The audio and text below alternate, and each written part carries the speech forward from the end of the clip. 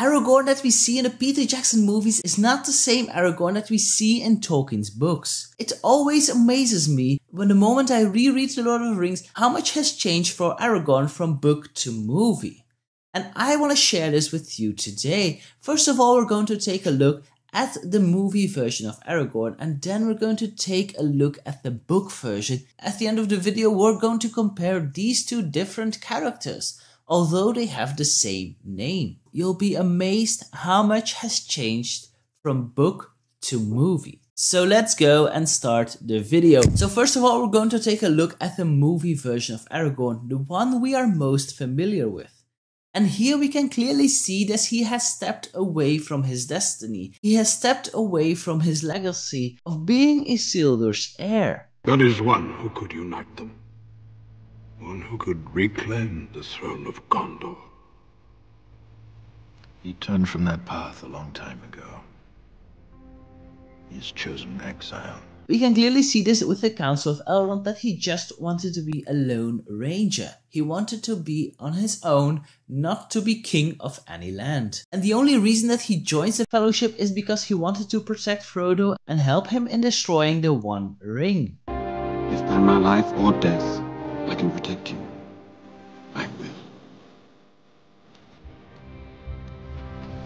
You have my sword. During this mission, during his entire story, he has a lot of fear and self-doubt. He has fear to lose his friends, but also to lose the woman he loves, and that is Arwen and Domiel. During a dream sequence, when Aragorn was sleeping in a tent near the paths of the dead, the even star falls to the ground.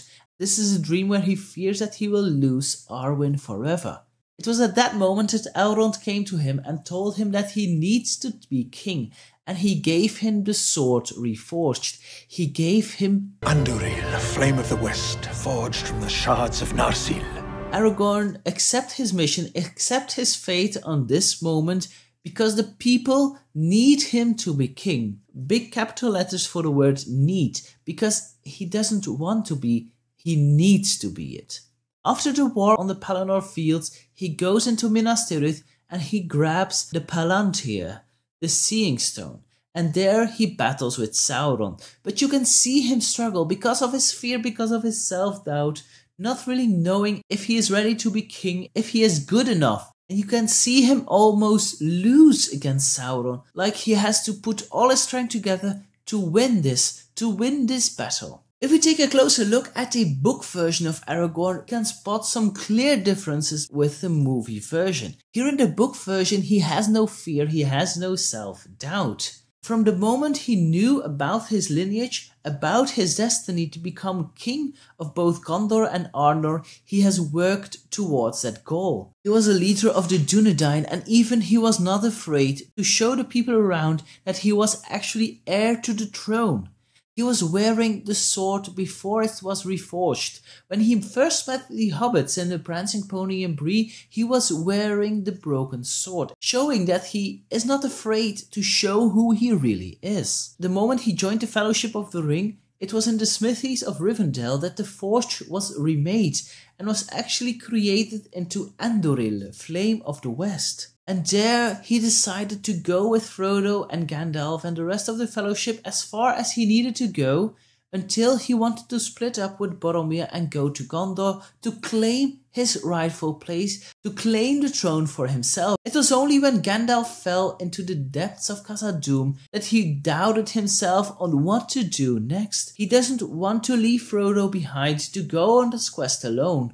But neither does he want to leave Gondor behind, because he wanted to go there to aid them, to help them and claim his kingship and bring hope to the people of Gondor. And that is the difference with the movie version. He wants to be king. He wants to be king of Gondor and Arnor, where in the movie he needed to be. But at the Falls of Rauros, Frodo has chosen before him, and Frodo went together with Sam through the Emyn Muil. Aragorn, Gimli and Legolas went through Rohan to save Merry and Pippin. After Pippin had looked into the Palantir, Aragorn also looked into the Palantir, way before he ever went to Gondor.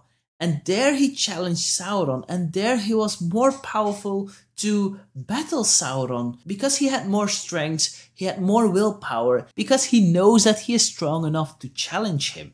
He was even that strong that Sauron feared that Aragorn actually obtained the One Ring. That is why he attacked Gondor sooner than he had planned.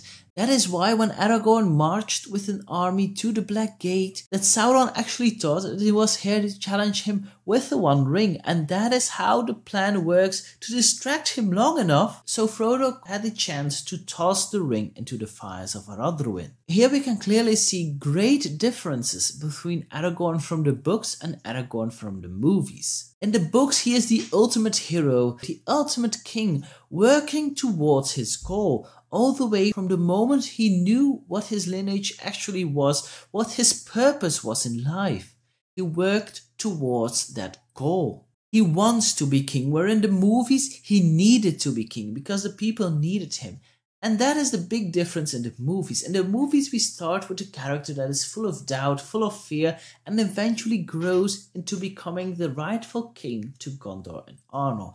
This is a story arc that we see in many movies, where you are first this hero that you doubt, you fear yourself, but eventually you become the hero that the people need to be. There is much more growth in this character than that we see in the books. But honestly, I do prefer the book version of Aragorn, where we actually see him working towards his goal and not taking the kingship because he needs to do it. It is because he wants to do it. It is his birthright. Honestly, not a bad word about Viggo Mortensen. Just like many of you who watch this video, I came in love with the Lord of the Rings books through the Peter Jackson movies. So although I do prefer the book version, there is not a bad word coming from me of Viggo Mortensen's portrayal as Aragorn. But let me know in the comment section, who is your favorite version of Aragorn? Just write book or movie. And if you really enjoyed this episode where I took a deep look into the book and movie version of Aragorn, then you are going to enjoy the next video where I do the same with one of the evil characters, and that is Gothmog, the Lieutenant of Morgul. Here I wonder if he actually is an orc like Peter Jackson created him. So have a look and enjoy the next video. Bye bye.